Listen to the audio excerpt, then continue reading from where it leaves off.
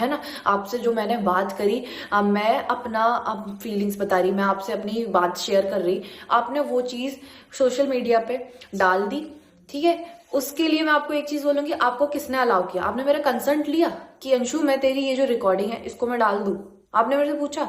आपने मेरे व्हाट्सएप को, अपने जो वो मैकबुक था उसमें आपने, मतलब मेरा खुल रहा था व्हाट्सएप, उसमें से आपने पापा की जो वीडियो भेजी थी उसको आपने डाल दिया यूट्यूब पे कि देखो ये स्कूटी ले रहे हैं, इनको कितनी खुशी है, ऐसे करके आपने डाल दिया। आपको पता है पापा पल्सर नहीं चला पाते, वो ओवरवेट है, वो पल्सर नहीं चला पाते, कार चलाना उनको आता नहीं है, ठीक है, पैदल जाए वो ऑफिस।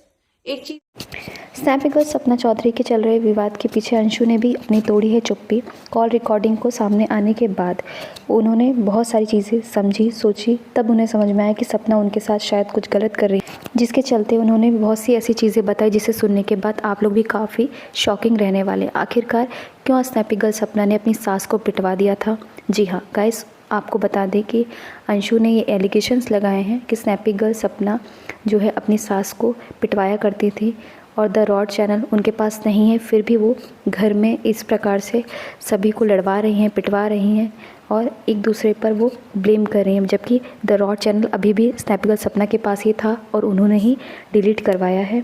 अंशु ने अपनी बात रखते हुए बताया कि जो चीज़ जो आज तक मैंने बोली नहीं वो भी आप लोगों को सोशल मीडिया के ज़रिए बता रही हैं कि अंशु आप ये बताओ, अंशु आप वो बताओ, तो मैं क्या क्या करूं? मैं हर चीज़ अपने माँ बाप के खिलाफ़ जाकर नहीं बोल सकती। आप हर जगह सही नहीं है, मैं मानती हूँ कि आप कुछ जगह सही हैं, लेकिन जब फैमिली एक साथ होती है तो आप हर जगह सही नहीं हो सकते। इस चीज़ को स्नैपी गर्ल सपना को समझना चाहिए, जो कि आज अंशु ने खुलकर स्नैपी गर्ल सपना ने कल एक जो है रिकॉर्डिंग शेयर की थी जिसमें अंशु और उनकी बातचीत हो रही थी, जिसमें अंशु अपने मम्मी पापा के खिलाफ़ यानी उन लोगों से रिलेटेड ही कुछ बहुत पहले की बात है जब कोई बात वो कर रही थी, लेकिन स्नैपी गर्ल सपना सब चीज़ें रिकॉर्ड कर रही थी। अंशु को ये चीज़ बिल्कुल भी पता नहीं थी कि ये स्नैपी गर्ल सपना ये सभी रिकॉर्ड कर रही हैं।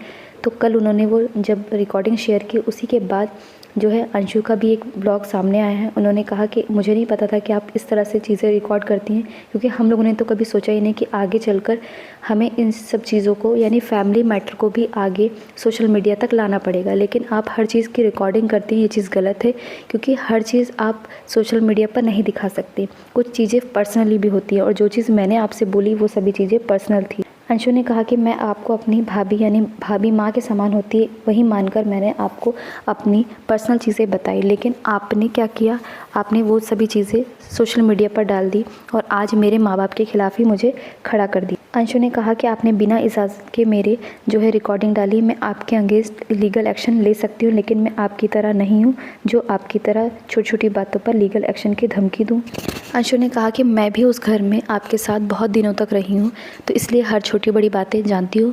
मैं ये भी जानती हूँ कि आपने अपने मेरी बुआ जी यानी सपना की सास की बात की उन्होंने कि आपने उन्हें भी पिटवाया था, उनके हाथों में नील पड़ी हुई थी और सिर पर नील पड़ी हुई थी, वो भी आपकी वजह से हुआ था। इसके साथ ही उन्होंने कहा कि आपने बहुत पहले एक व्लॉग में कहा था कि मैं ये जो द रॉड चैनल है वो अंशु को दे रही हूँ। बस इतना कहकर आपने ना ही मुझसे कोई कंसर्न किया, ना ही कोई बातचीत की, ना ही मुझसे कोई मैसेज या कॉल पर बात की, ना ही मुझे वो चैनल दिया। इसके बाद आपने डायरेक्ट ये कह दिया कि मैंने अंशु को चैनल दे दिया, जबकि अंशु को ने कहा कि आपने ये चैनल मुझे दिया ही नहीं। इसके बाद आपने ये ब्लेम किया कि अंशु ने चैनल गायब कर दिया है। तब मैंने कहा कि यदि मैंने चैनल गायब किया तो आप रिपोर्ट कीजिए थाने में, और यदि ऐसा होता है कि ये चैनल मेरे पास है तो आप उसके बाद इस चीज़ को बोल सकती कि अंशु ने ये चीज़ की है और अंशु ने ये चैनल गायब किया। लेकिन आपने डायरेक्टली ही बोल दिया कि अंशु ने ये चैनल गायब कर दिया, क्योंकि ये सभी चीज़ें आपने की थी।